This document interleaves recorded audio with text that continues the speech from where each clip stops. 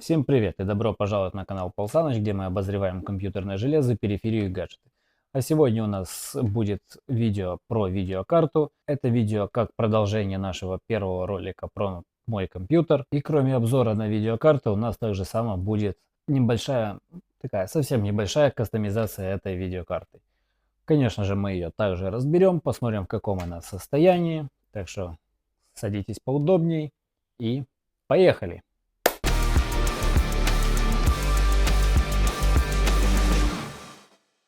А сегодня у нас на обзоре вот такая вот видеокарта. Это у нас Asus ROG Strix 6900 XT LC. Также она именуется Leviathan. Я изначально рассматривал себе 6800 XT, в крайнем случае 6900 XT, потому что они плюс-минус одинаковые по цене. Там разница у них небольшая, но вдруг неожиданно выложили на продажу вот эту вот вещь, скажем так, за $350.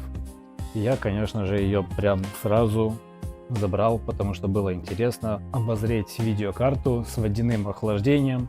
Для меня это достаточно редкая вещь. В основном все карты это воздушные. Я думаю, что вы тоже особо не держали в руках версии с водяным охлаждением. Так что давайте сейчас разберемся, стоит ли она своих денег в 2025 году, что она умеет.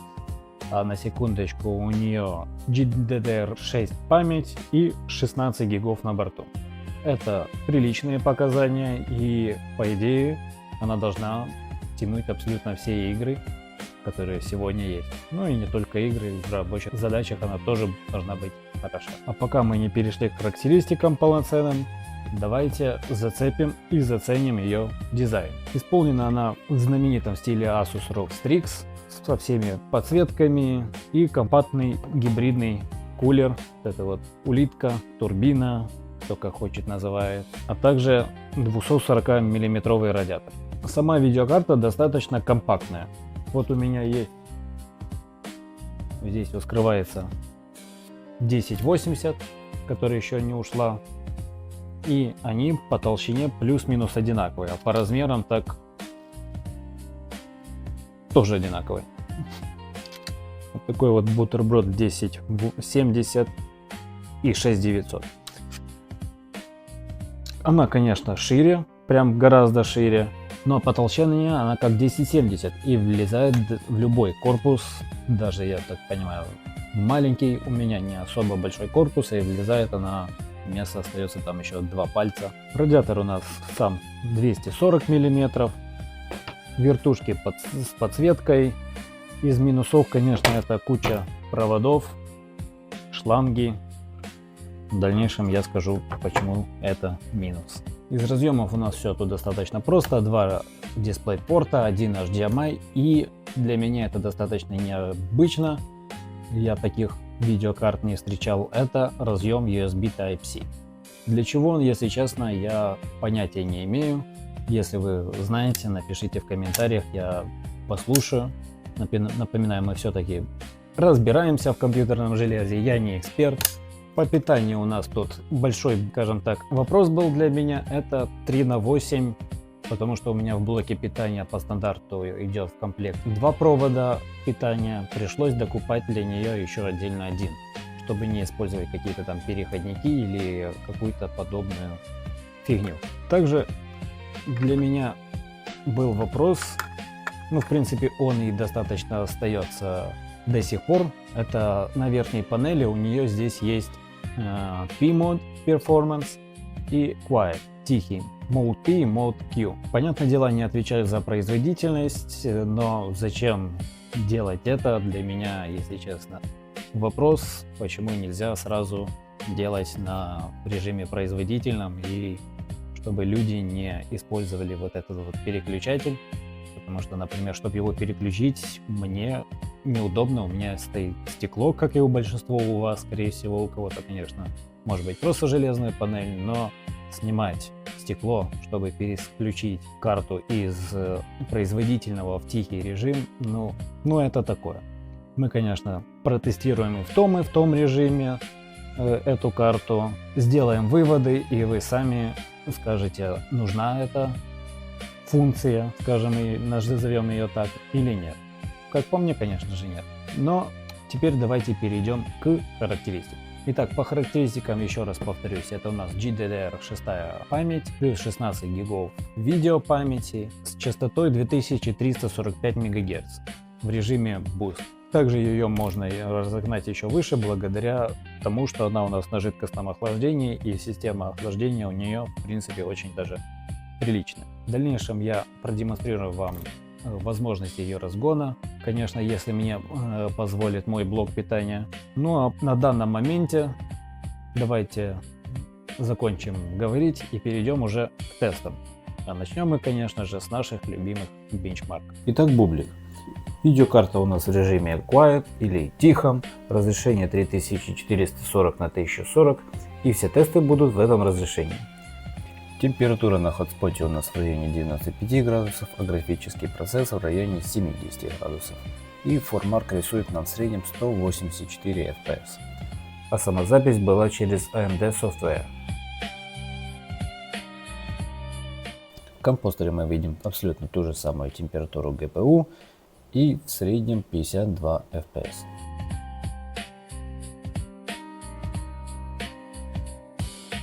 Киберпанк. Начнем со встроенного бенчмарка.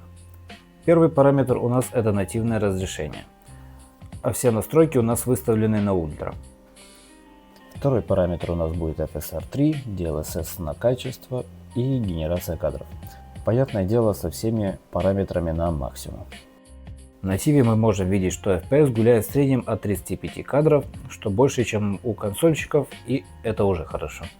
А справа у нас так вообще 120, что весьма себе очень хороший даже результат. На записи я заметил, что картинка не идеально плавная, но на OBS еще хуже. Там качество очень хромает и FPS монитор даже не четко видно. Поэтому запись экрана я делал в AMD Software. Да, может быть, у него есть косяки в виде подтормаживаний, но это именно на записи, а никак не во время игры. Даже сам звук получился немного рваным. И к тому же запись много чего не передает на самом деле, но об этом давайте поговорим немножечко позже.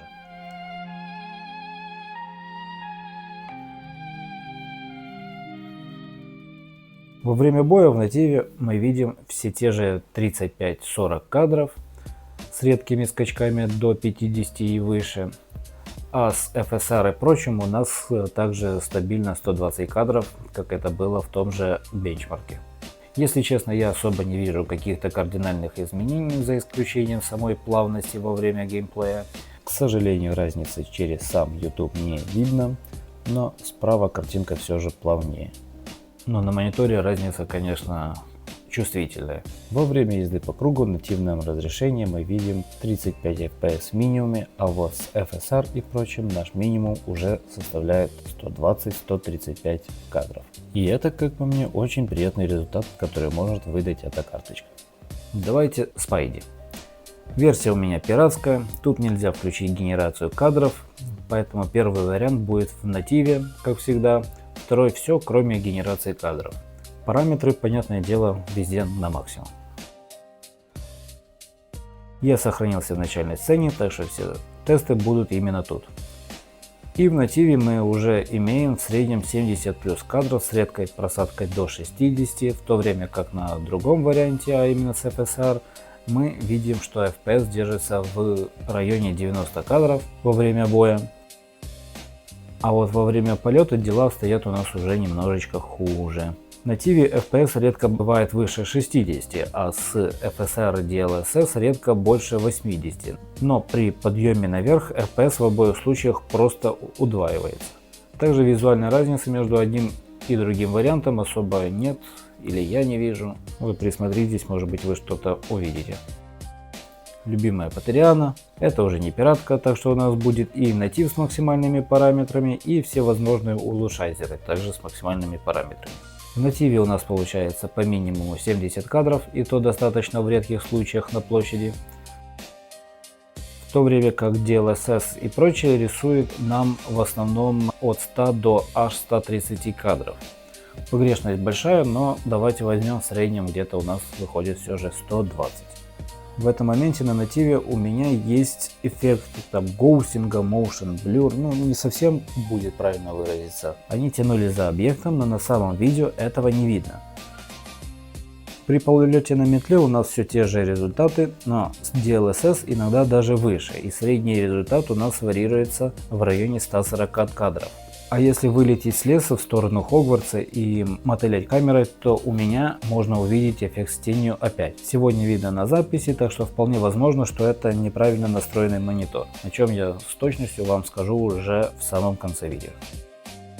Во время боев нас встречают уже привычные 70 плюс FPS с FSR и прочими улучшайзерами. Horizon, к сожалению, это тоже репак, и тут, как и в Spidey, вырезана функция генерации кадров. Поэтому натив на максималках против FSR и DLSS также на максималках. Как мы видим, в боях разница в основном небольшая. В нативе держится от чуть больше 60 до 70 плюс-минус, а у FSR в основном это 70 и выше. Разница в 10% с небольшим, а иногда вообще разницы даже и нету. Во время полета во многих местах у нас больше погрешность, чем какая-то разница в производительности. На нативе просадки бывают, конечно, чуть ниже, до 70 с небольшим, в то время как с FSR у нас все время стабильно идет на 80 и даже 90 кадров. Так что FSR и DLSS просто дает нам больше стабильности, чем нативное качество. А теперь давайте переведем карту в режим производительности, он же Performance, и сделаем все те же тесты. Начнем с бублика и так далее, как в прошлый раз. FPS в среднем у нас уже 193 единицы, а в прошлый раз у нас было 184. У нас получилось 10 FPS разница. Это приятно, но немного. Не знаю, баг это формарка или нет, но в тихом режиме максимальная частота графического процессора была указана 2129 МГц, а минимальная 127. А вот при режиме производительности максималька была уже 2138, что не сильно больше, а вот минималка аж 1408. 127 против 1408, это почти в 10 раз больше, и это немного странно. В комбустере у нас разница тоже есть, но она небольшая, 52 против 58-60. Возвращаемся к Киберпанку. По старинке у нас настройки, конечно же, все одинаковые, разница только в режиме. Был тихий режим, теперь производительный.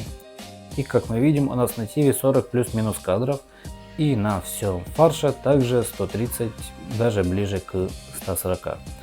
И в некоторых местах выше, но разницы между тихим и производительным режимом вообще нет, так что давайте сразу перейдем к боям.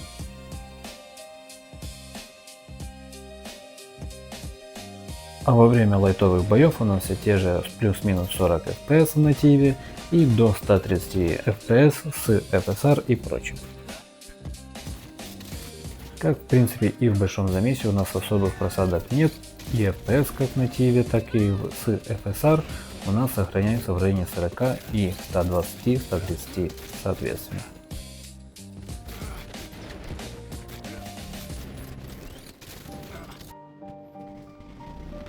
В импровизированной гонке NASCAR тоже 40 на нативном качестве и 120-130 с FSR и прочим.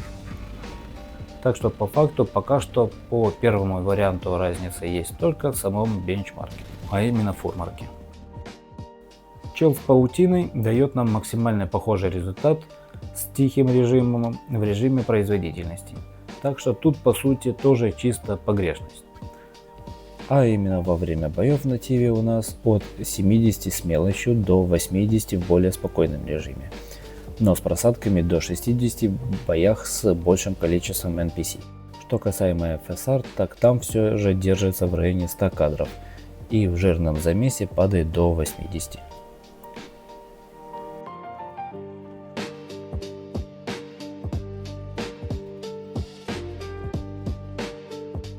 И во время полета на паутине мы в основном имеем в нативе 60 FPS с просадками иногда до 50 против средних 80 с FSR. Да, они падают до 70 с небольшим, но также и порой залетают за 90, так что давайте возьмем среднее 80.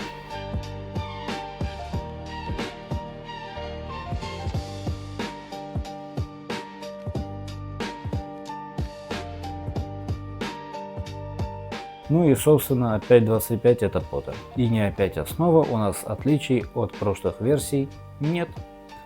На TV у нас 70 плюс-минус кадров, а с улучшайзерами у нас от 100 до 130 в среднем.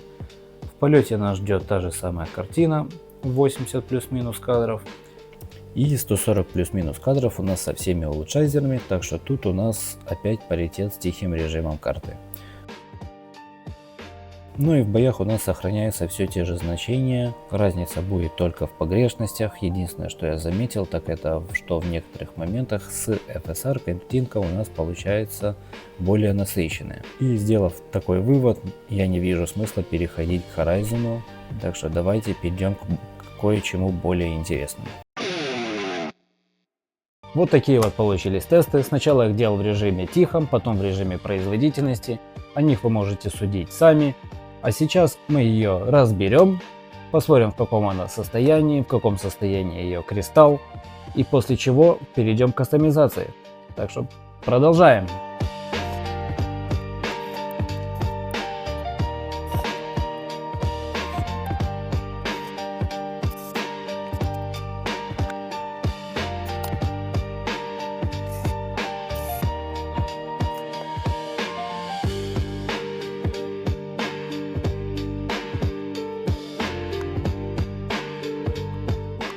Итак, при вскрытии я особо каких-то повреждений либо замен комплектующих не увидел.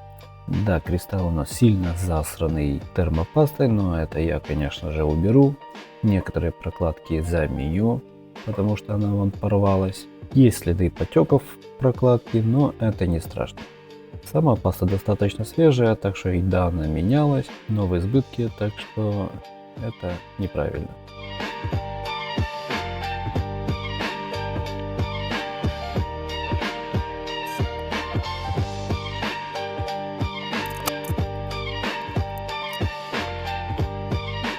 Пятачок от помп у нас вот такой вот имеет медное основание, большой кусок меди, остужать должен достаточно. Все хорошо, он не побитый, ничего, но конечно с нюансами, которые я скажу чуть-чуть позже.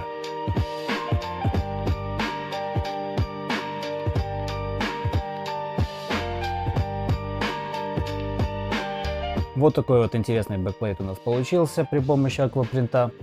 Есть, конечно, свои косяки, они заключаются по большей части в самой пленке. Она, напомню, дешевая, с Китая, с Алиэкспресс, понятное дело, откуда еще. Она немного покрылась пузырями, но при помощи пару капель краски я это исправил. Визуально на расстоянии метра этого не видно.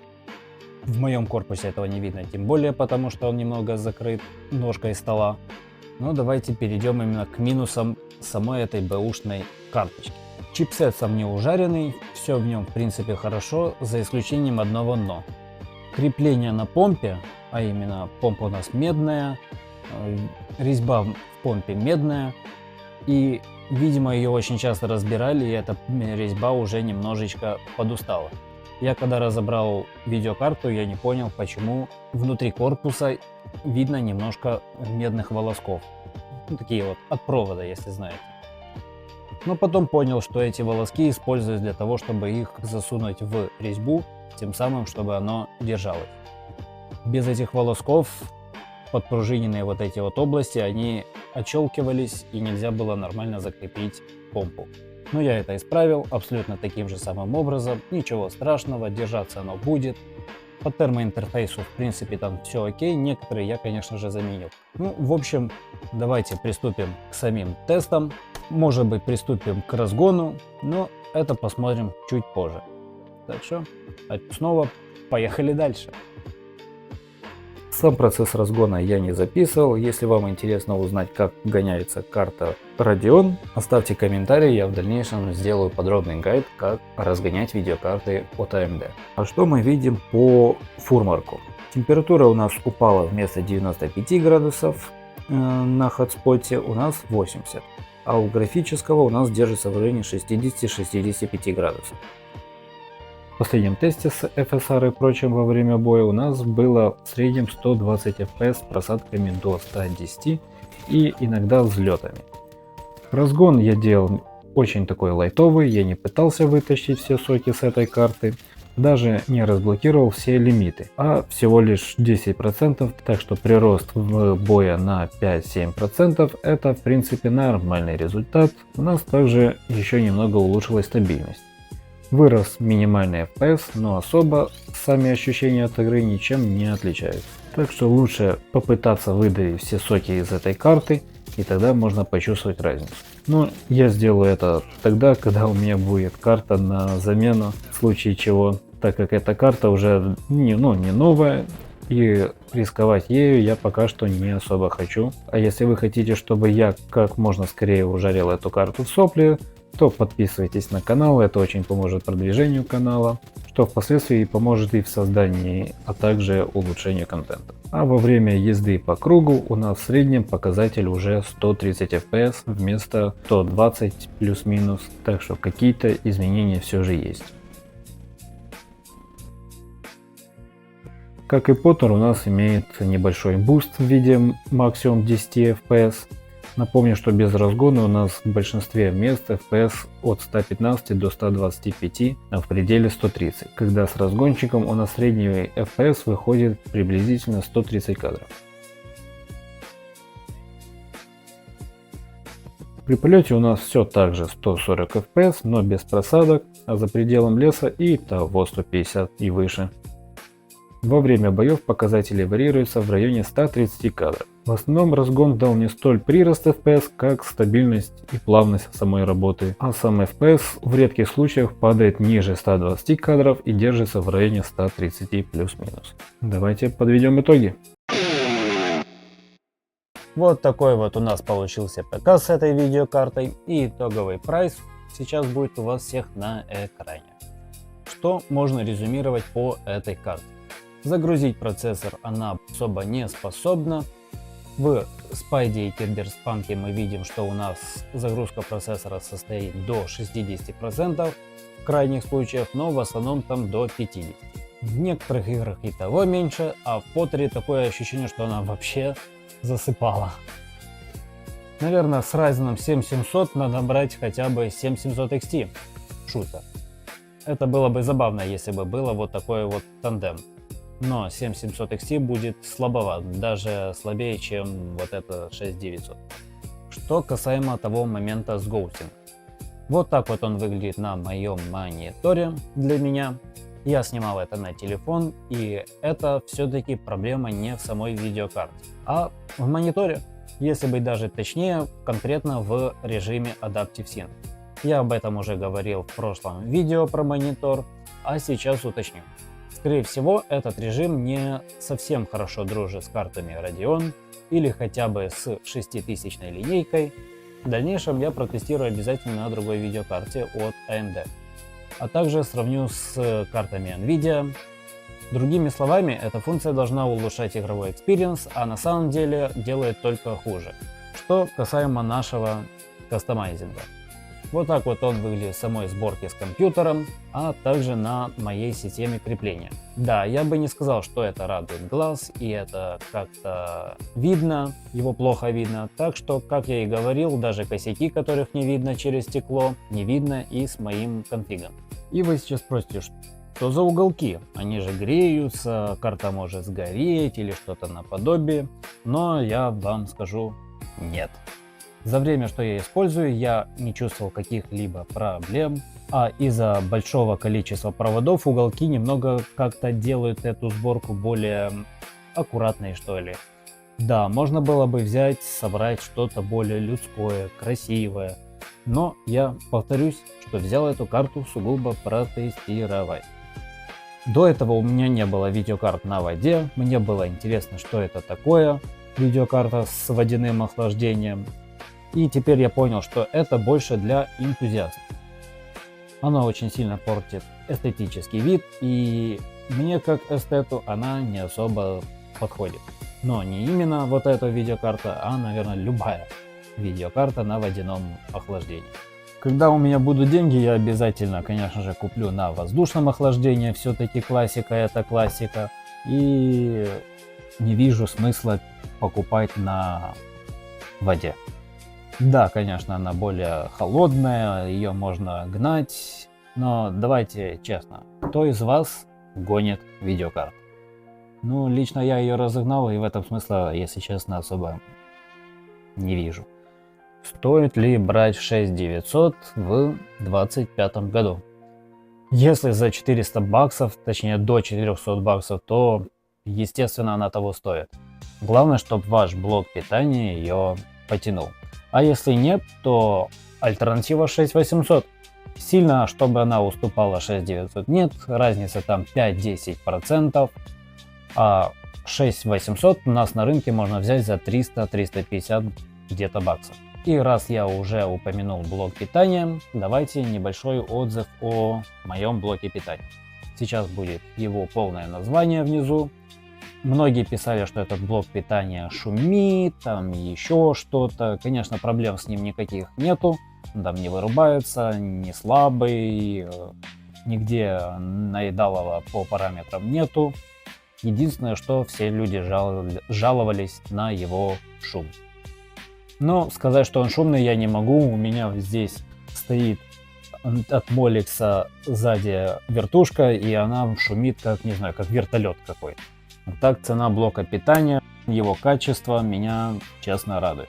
В пике вся эта сборка берет 600 Вт, у меня даже подсветка под столом забирает плюс 20 Вт, поэтому и 600. В общем, блок шикарный. Конечно, я уже заменил передние две вертушки, они были с дефектом подсветки, о чем я уже говорил в прошлом ролике. Но нижнюю пришлось экстренно заменить, так как у меня случилась история.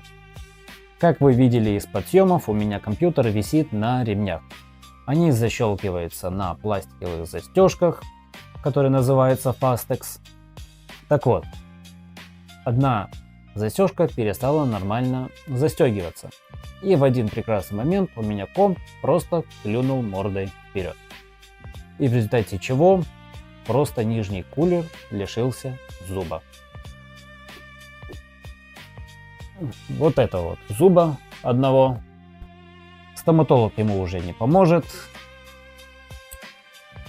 Вот так вот он гуляет. К тому же у меня чуть-чуть погнуло корпус. Я его, конечно, отрихтовал. Это было достаточно легко, просто пару раз стукнуть по нему. Но сразу же я убедился, что нужно мне менять систему крепления. Я буду переделывать ее так, чтобы компьютер можно было легко снять, так как я часто что-то тестирую и вечно надо снимать его с ремней, чтобы снять стекло и потом поменять компоненты. Придется варить новую систему, железную, но сперва надо поменять стол. Я понял, что мне нужна столешница чуть больше уже, хотя у меня 120, а значит нужен и механизм чуть мощнее. Компания моего стола называется Ultradesk. Это, конечно, не реклама, но у меня есть как сделать рекламу. Так что Ultradesk, свяжитесь, пожалуйста, со мной. Что еще я могу добавить к этой карте? А также зафиналить уже в конце концов. Да, наверное, в принципе нечего. Сам комп актуален с заделом на будущее, причем большое. Сама карта, я думаю, актуальна будет в ближайшие года 2. Так что берите 6800 или 6900. На любой системе охлаждения, но для меня, конечно, актуален воздух. Не знаю, как для вас, но если вы любите эстетику, берите, конечно, воздух и обходите воду стороной. Если вы, конечно, не фанат разгона. На этом у меня, наверное, будет все. Всем хорошего времени и увидимся в следующих роликах. Пока-пока.